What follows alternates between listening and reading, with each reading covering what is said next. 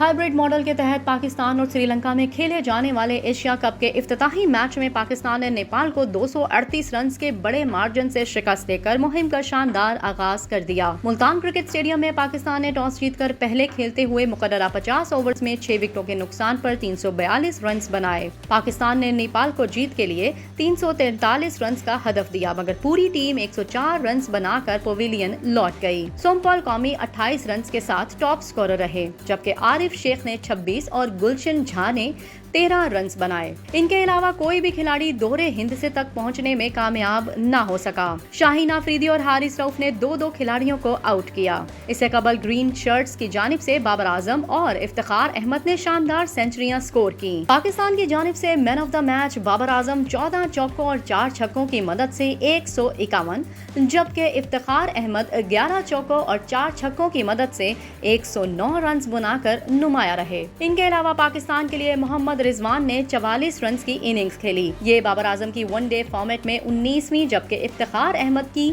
पहली सेंचुरी थी। मैच में नेपाल को पहली कामयाबी 5.3 ओवर्स में मिली, जब फखर जमान करण केसी की गेंद पर विकेटों के पीछे आसिफ शेख के हाथों कैच आउट हो गए। पाकिस्तान की दूसरी विकेट 25 रन पर गिरी, जब ओपनिंग बैटर इमामुल हक 5 के इनफरादी स्कोर पर रन आउट हुए। तीसरी विकेट के लिए बाबर आजम और मोहम्मद रिजवान के दरमियान 86 रन की शराकत देखने को मिली। ताहम मोहम्मद रिजवान 44 के स्कोर पर रन आउट हो गए। नेपाल को चौथी कामयाबी आगा सलमान की विकेट की सूरत में मिली, जब वो 5 रन बनाकर रिवर्स स्वीप मारने की कोशिश में आउट हो गए। नेपाल की तरफ से बॉलिंग करते हुए सोमपाल कौमी ने 2, जबकि करण केसी और संदीप लमेचा ने 1-1 विकेट हासिल की।